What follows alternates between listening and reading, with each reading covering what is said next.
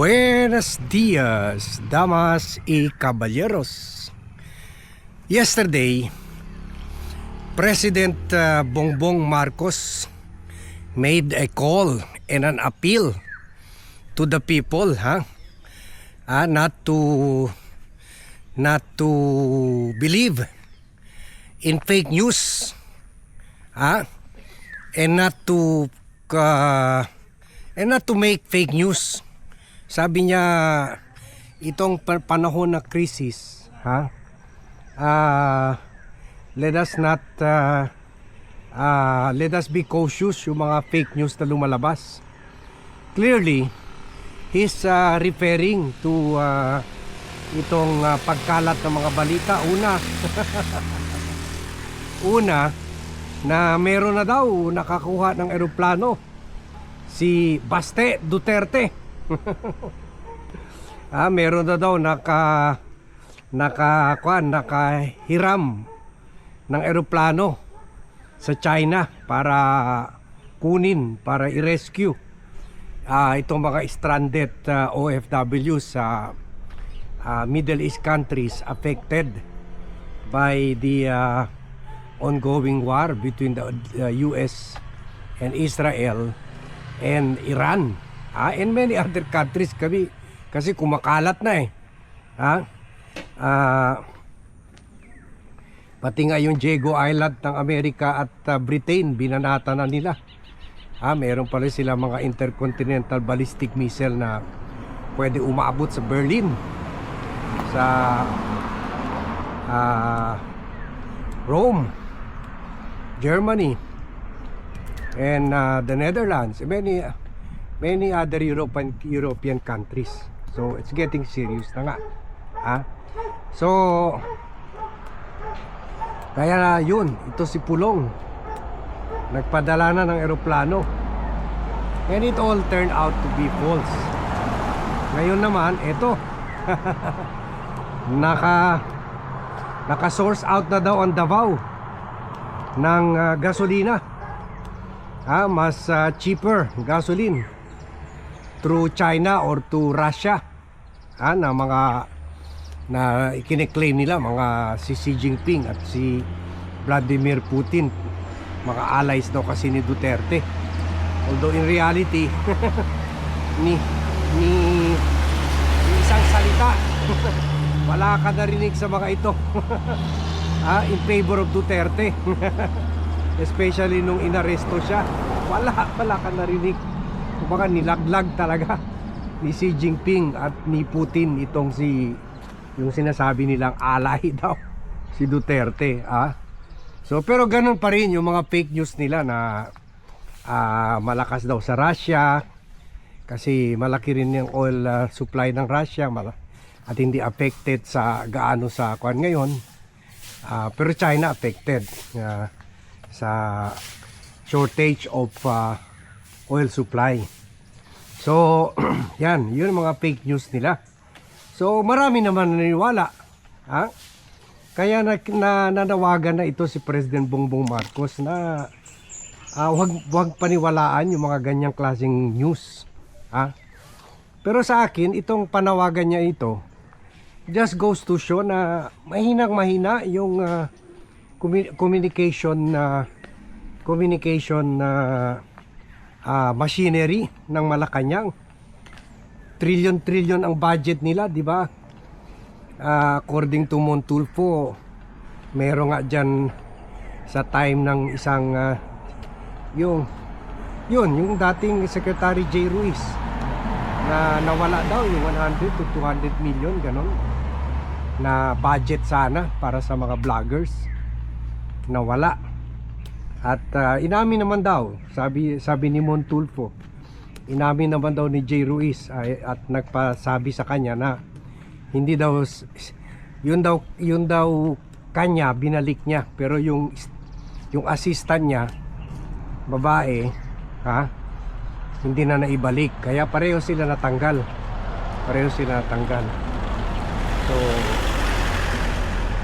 So kumbaga may pera talaga para yung mga Marcos vloggers, tiba rin sila. kagaya ng mga Duterte vloggers. Pero yun, talo pa rin sa publicity, lalo na sa paggawa ng fake news ang Marcos communication machinery. So dapat pag-isipan ni Presidente, i-review na niya yung performance ng communication team niya. Okay naman yung pag-appoint niya kay Undersecretary Claire Castro, pero by now, kahit gaano kagaling si Claire, pero kung ang kliyente mismo ang problema, mahirap ibenta yan. Well, pwede rin naman ang PR or communication team turuan si Presidente kung anong gagawin. Pero kung hindi rin ginagawa yan ng communication team, o hindi rin nila alam, wala rin. So ngayon parang tayo lahat nabibitin sa mga ginagawa ng gobyerno to address this fuel crisis. Dapat marami na yan siya mga solution in place. How impact si Saras, partly kwa naman tayo, kwentas claras naman tayo, ilad naman sa mga advice ni Sara, tama rin naman. Dapat mas maging proactive. Yung sinabi niya na magpadala ng eroplano, yung ibang bansa eventually nagpadala naman ng eroplano nung na-open na yung airspace. So yung mga ganun, pero wala, busy si Presidente sa nag-speech sa UN. Pero sana dapat yung mga tao niya dito gumalaw na. So nasa US si Presidente noong mga panahon na yun.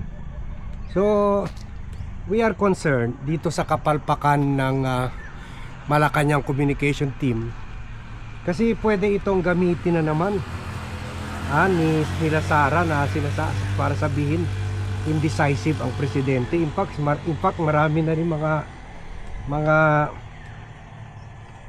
at i-share nyo itong vlog at i-like nyo itong vlog para ma-counter natin itong mga negative nila, panliling lang at propaganda ops. Ngayon ang dami na naman sila ginagawa ng mga memes na sinasabi na mas okay pa yung response ni Duterte sa COVID. Pero alam naman natin, ang naalala lang natin, main response ni Duterte sa COVID ay para pagnakawan tayo. Naalala rin yun, hirap na tayo, ipinasa pa nila yung Bayanihan Act para maglabas ng pera sa mga ayuda daw sa mga politiko at mga kongresista at senador. At yun, napunta lang sa bulsa nila. At yung Parmalee scam, yun ilang bilyon yun nawala sa atin sa Parmalee scam. At also yung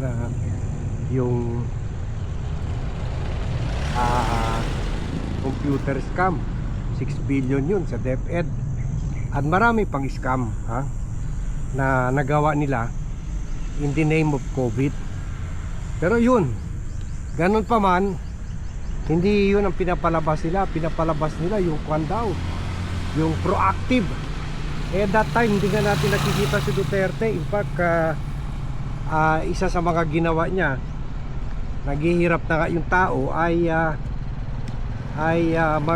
bumili ng mag-joyride with Bongo sa eroplano, sa 2 billion na eroplano na binili niya at the height of COVID. So makikita mo siya rin mismo ay hindi naman talaga maganda ang response sa COVID. Pagka umabot sa hello? Hindi, napindot ko.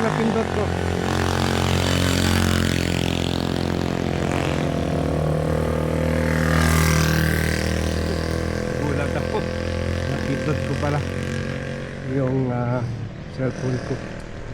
Okay. So yan, pero ngayon ang ginagawa nila, pinapalandakan pa nila at kinukumpara nila yung action daw ni Duterte. Agresibo para kumita, agresibo para arestuhin, di ba? Yung teacher na nagalit kay Duterte, pinaaresto ng NBI, yung sila Geran. Kaya buti nga itong chief ng NBI ay kasama rin sa crime against humanity. So talaga, bad response talaga. Pero ang problema lang, hindi rin naman maganda ang response talaga. Totoo naman yun. Medyo mahina ang response ni Presidente. Sana yun, marami na yung strict measure na nanawagan sila dito sa mga hoarders ng gasolina, na wag mag-hoard, pero dapat inaresto at kinasuhan kaagad at ipamedya agad para sampulan, diba? At yun nga, sabi natin, mga belt tightening measure magsimula sa gobyerno. Alam nyo, nung kailan ba, 1980s ata yun, yung tinamaan yung Thailand financial crisis, yung halos bumagsak na yung Thailand. Yung mga kanila, yung nag-lead, yung mga government official, yung mga ginto nila, tinurn over nila sa gobyerno para mabuo yung mga pera na pangtulong sa mga tao, ganun. At nung ginawa nila yun, sumunod rin yung mga tao, ibang mga mayaman, ordinaryong tao. So lahat nagtutulong-tulong. Pero you should lead by example, tulad ng sinabi natin sa unang vlog natin. Only by leading by example can you get people to follow you. Okay sana yun kay Sara, yung parang nilecture na niya si Presidente kung anong gagawin. Pero dapat lead by example. Hindi niya ginawa Sana gano'n ang ginawa ni Presidente. Kung ano masasabihin niya, lead by example. Pwede niya give up yung mga relo niya, symbolic. Mga relo niya na nakakahalaga ng mga milyon-milyon. Ganon din si First Lady, yung mga jewelries niya, ganon. So tapos i-demand rin nila gawin yun ng mga politiko. The best tulong ng mga politiko ay wag na lang muna kolektahin. Maintindihan naman ng mga constituents nila, lawmakers naman sila, hindi naman sila mga contractor. Otherwise sumali na lang sila sa DPWH.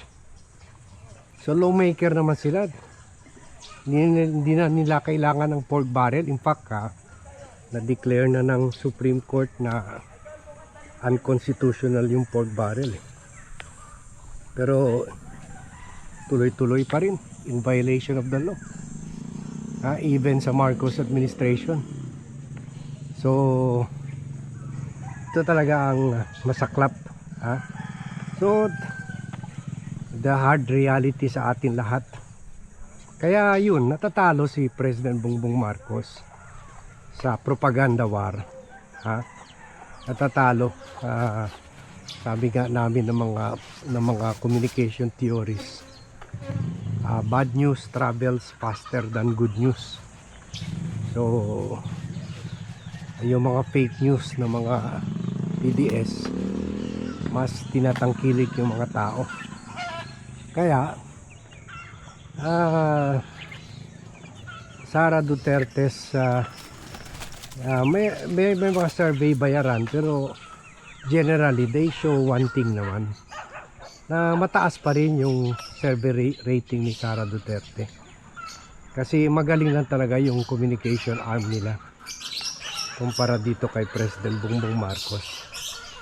So communication is key talaga para tulad ng sinabi ni Presidente, para magkatulong-tulong tayo dito sa krisis. Pero syempre, the President must first review the performance of his communication team.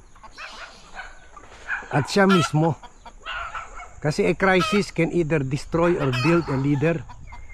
Tingnan mo, hanggang ngayon, naalala, kahit si President Trump, naalala niya si Winston Churchill, Prime Minister ng United Kingdom.